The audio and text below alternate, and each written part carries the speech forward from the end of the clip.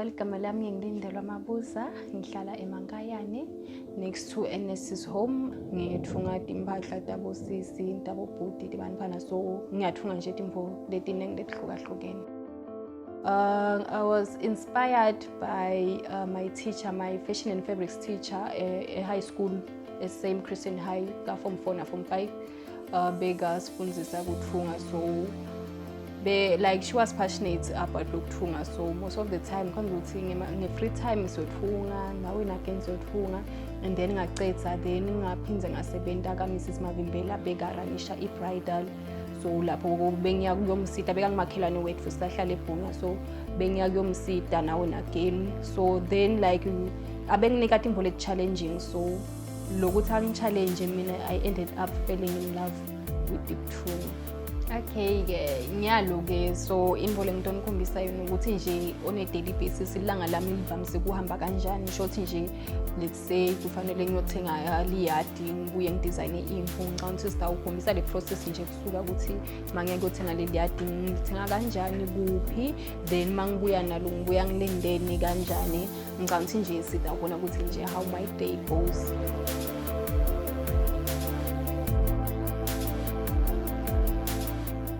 Sengifikile ke eMbabane eSgecha Curious lapho ngivamise khona ukuthenga i-material yami. So namhla ngitofuna i-material yabhaki, ngisatobuka ukuthi namhla ngitothola i-material kanjani.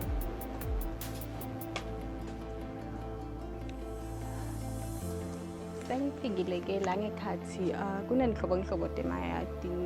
Ufuna kubuka liyadi lengitolisebenzisa wakhabhaki. Sho nalawa mahle.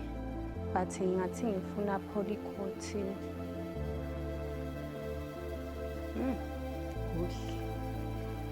Okay, I'm not sure ukuthi ngidofuna ikhala le kanjani, but ngicabanga ukuthi ngidobuka lana lengikuthandzako. Oh okay, nangipink nangimuhle, ngathi muhle lo because ngindabhakiwe emphana, so kufanele kube colorful, kube kuhle. Okay. Kukhona phela khetha emayadi lana utkhanza so ngathi ukuthi utawugcina uphumela liphi liyadi. Wow. Okay, I'm loving this one. I think I'm loving this one. I think isitothatha leli liyadi ndawusebenzisa lona. I think utalithanza kakhulu lona lengifuna kumentela bhaki. Sisi njani? Ngicela ungikalele lapha. Ngitsinga imeter 22 meter. 22. Yes. Okay, ngiyabonga sisi. Ngicela sikalele.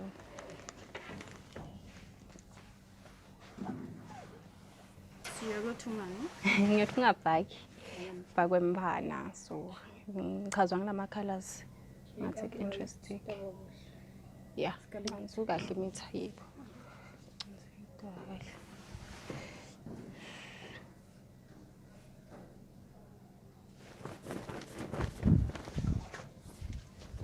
Bo elastic nabo Labangakanani nalabakhulu ngide labancane. labancane. Yes, ngifuna nangilo ngathi usidudla kancane, into ngathi medium. Yes. Okay, sisi.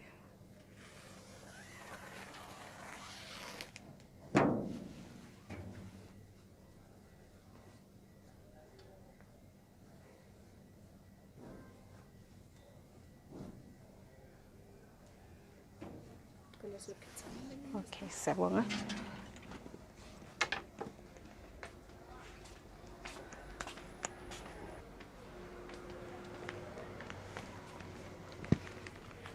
Sekubona ukuthi 34 ngangani? 34. Okay.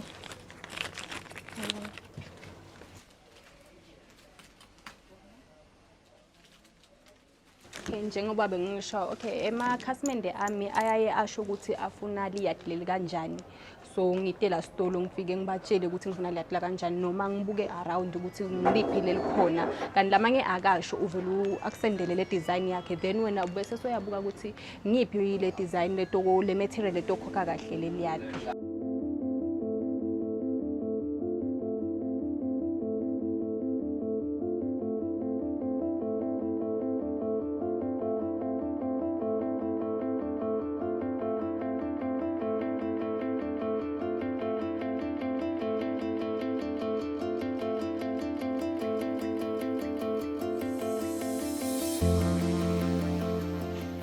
Okay, sesibuyile ke kuyothenga liyadi lethu. So sizokwakha ingubo le black lemnyama.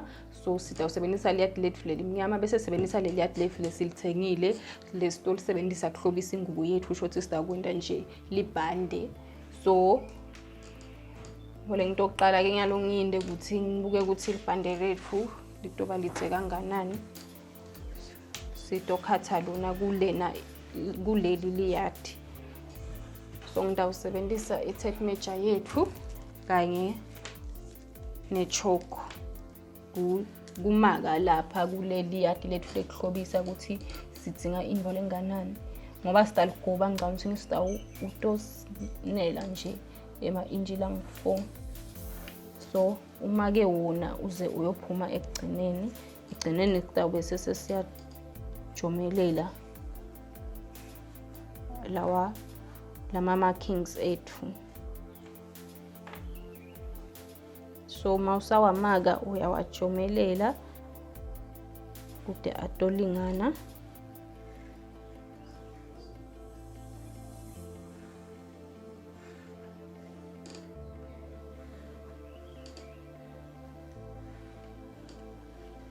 Okay.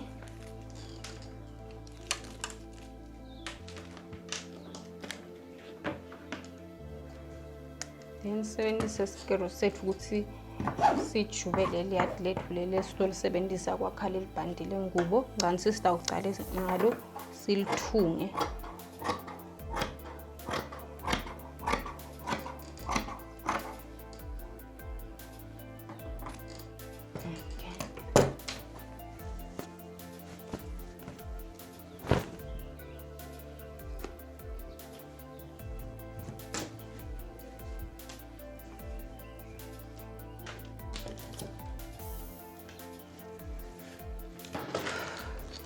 So ke libhande lethu kutoba nje libhande lingasilo lelikhulu kakhulu sidaligoba.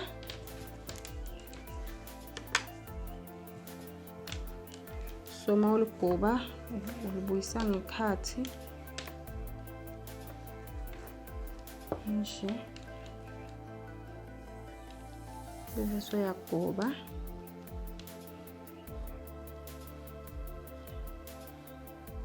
Nje ugobe. Usebenzisa ke ema-pins akho ukuthi ukhone ukuthi imvango yakho ingatoshimbilika itohlala kahle mawuthunga ungatobe uphethe kuyilungisa.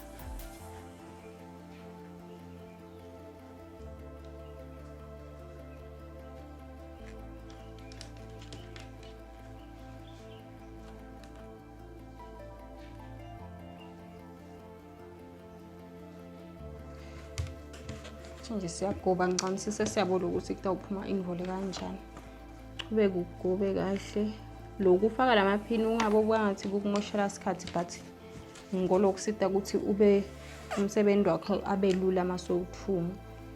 Ngomnyelo ongakwenda ungavele ugobe kanjeni uayine bese soyabuya phinze soyathunga.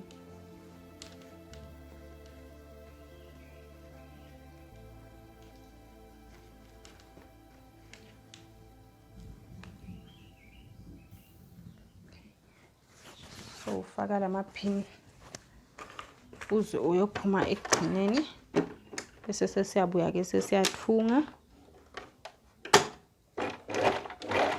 Lamaphini ayasita ukuthi abambe lendwangu but awuthungeli itikwe liphini. Mawufika ephinini uyalikhokha ulibeke kahle.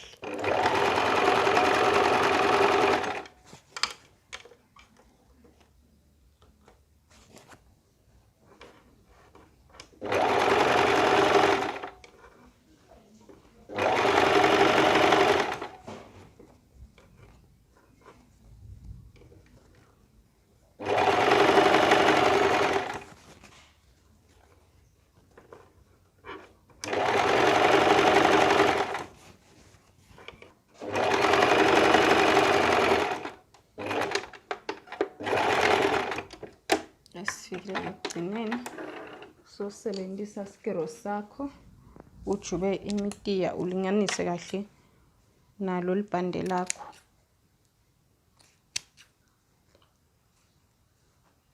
Kuthi liconze kahle. Lapha ke egcineni ngiyaye ngisebenzise ukuthi ngizigzege kungatosala ukuthi lana bese sekuyavithika.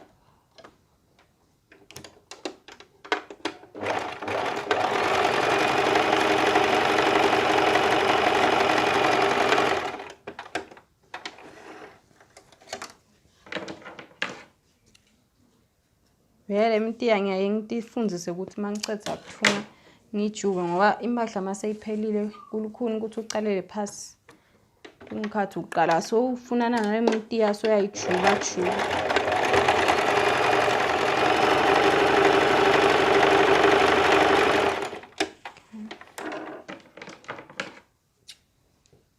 Susele mtiya letawu bese seyisaliya. Seliphumile ke libhande lethu lesito lisebenzisa ukuthi ngilo lelitohlobisa ingubo yethu.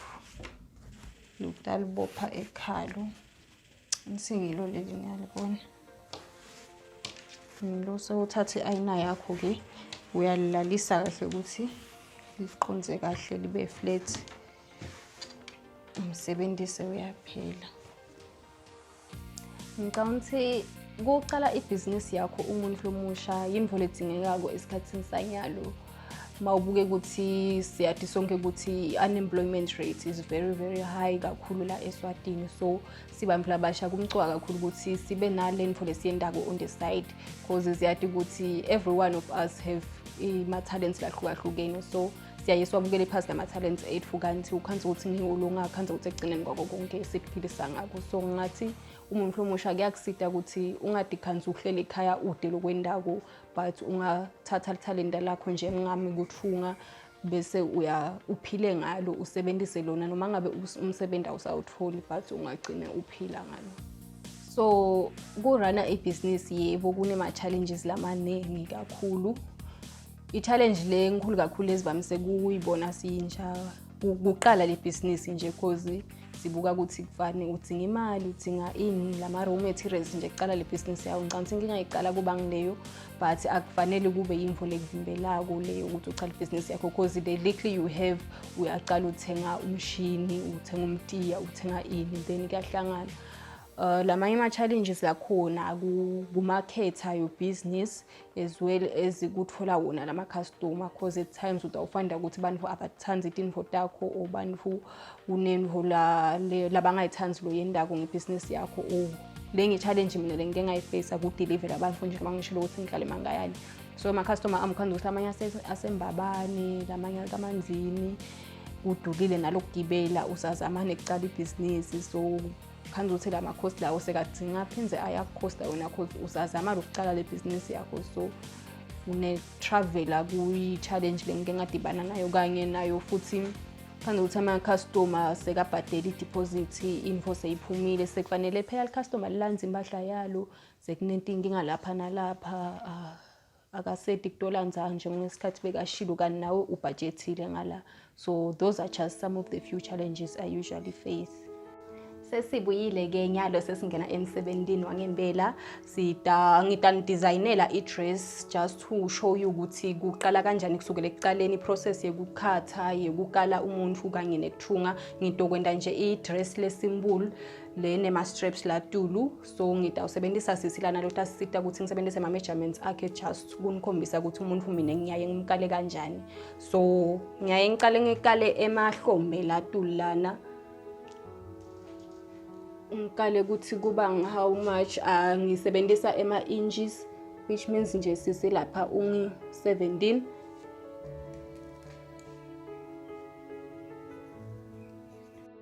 Lokunye laphinze akukale ibust lokuthiwa ngemabele bese kuba lukhalo phecelezi iwaist bese kuba kanye nebutse iheight. So sengicedzile ngalama measurements ngiyoke lama measurements lawa lengitowasebenzisa mase sithunga le dress. So ekuthungeni ke abanye bayasebenzisa ema pattern, so mina khona lo mnye makele ngike ngasebenta kuye lo wangifundisa kuvele ukhathele kwale fabric so uvele usebenzise lama measurements akho uvele ukalele ngale design yakho la kule fabric. Njengoba nje mina ngicale ngekuthi sikale ema shoulders la emahlombe, lokusho ukuthi ngiwo la phansi lo kufanele bese uqala ngawo uyawadweba.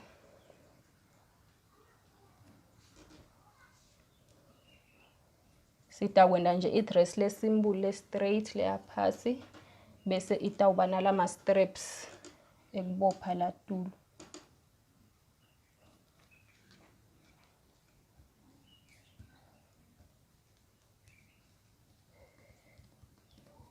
Makacedza kumaka ke bese udveba le pattern yale ngubo. Njengoba ngishilo ukuthi utoba nama straps la tulo laboshwako. So njengalo shothi ngidweba yona.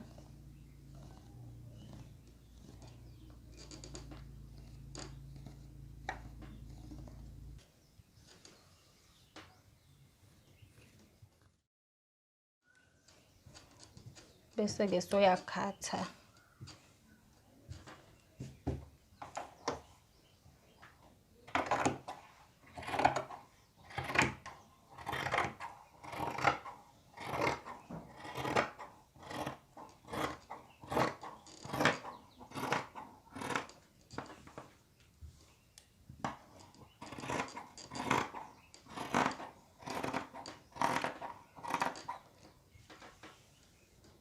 Sikolula ke kulokusebenzisa le method yekuvela udebele kuleli yadi cause mase wonile sewonile kani labanye baye basebenzise ema patterns.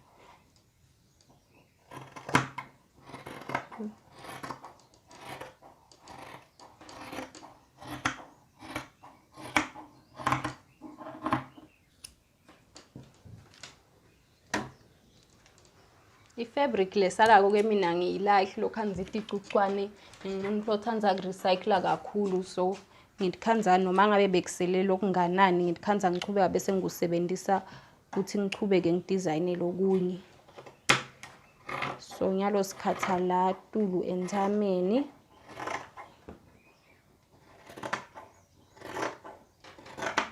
It's just a simple dress. Ngiyibona mase iphelile.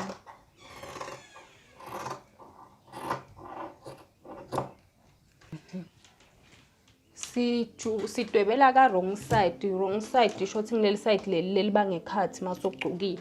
Awudwebeli kuleli lelibala ngephandle just in case. So sesikhathile i-dress yethu. Ngisayabonakala ukuthi kutophuma dress lo kanjani. So ukulandzela ukuthi sale siyithunga ke. Ngisebenzisa lo machine lona lomncane electric sewing machine ne domestic. Angisebenzisi lo industrial ngoba ngisaqala nami ngisengakhoni ukuthenga le machine lemikhulu ledulile. So umshini wethu siwuthreadile then ngidabe sengiyatfunga ingubo yethu. Kumarket nekufuna customer usually use bo social media, so then ngingayetolo ukuthi ngimarketa kanjani ngisebenzisa vele social media ukuze ngithole amakhasimende. Bese sekubanga ama challenges lawa ekutravel ke wona ngiyaye ngizame ukuthi ngiwa group ema customer, like mangabe kunema customer amlang 5 la sembabane ngizozama ukuthunga leti info tabo ngicethe within time bese sengibeka ilanga linye uthi so ngalilanga leli ngembabane if ufuna ukukala or if ufuna order or if ngifuna ukudelivela siyazama ukuthi sihlangane nalelanga leli so that ngizohamba once ngembabane ngalelanga leli nesikhathi manje ngibekele sengiphinze ngengcanga kamanzi, which means lokho bese sekuyangisavela. So ngiyalo sidocala sithunge ingubo yethu.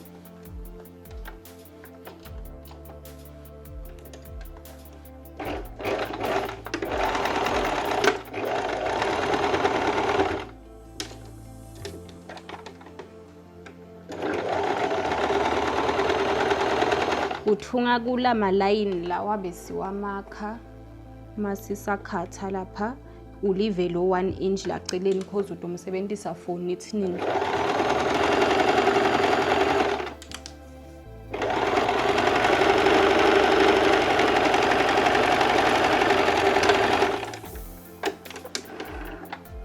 Starting with side line and then the other side.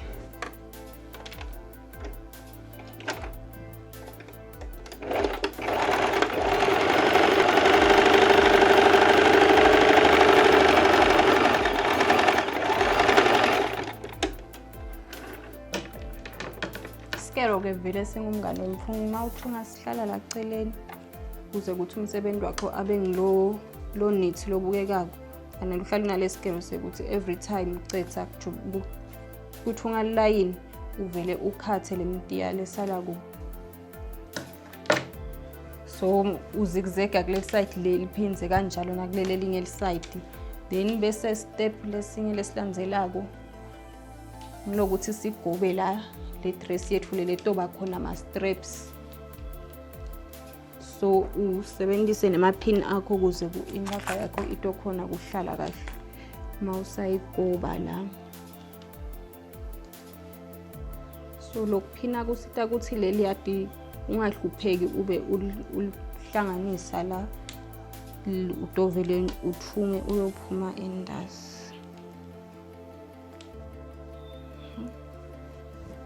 then mawuthunga ke uhlala unakela amaphini uthi masofika ephinini uyaliphoka phenze ulibuyisele lapha uhlabe khona so sisebenzisa stitch lesi straight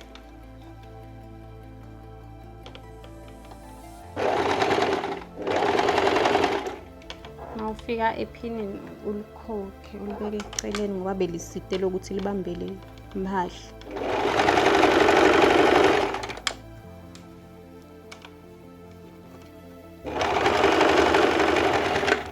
so goba lengephasile kusho kona kuphela kwemsebenzi kusho ukuthi product yethu seyiphumile seliphelile ke loko lethu idress yethu le nice and simple lebesiyenda so ukuthi alikhasimende lami nyalo litokala angathile ukuthi imane lijabulile ingubo yalo I put all my efforts I hope itomnelana kahle ngawuthi futhi itamthanda so sitawumukela lona customer lethu hi njani ngiyaphila nami so ngiliqedile logo lakho li ready I hope litakuthanda I hope litakunela so sitokwenda i last fitting yethu because sakala kucaleni so ngiyalo sitowenda i last fitting yethu ukuthi sibone ukuthi likunela kahle yini yeah siyabonga ngathi singena ngekhathi udokhona ukuthi uqale kahle into yakho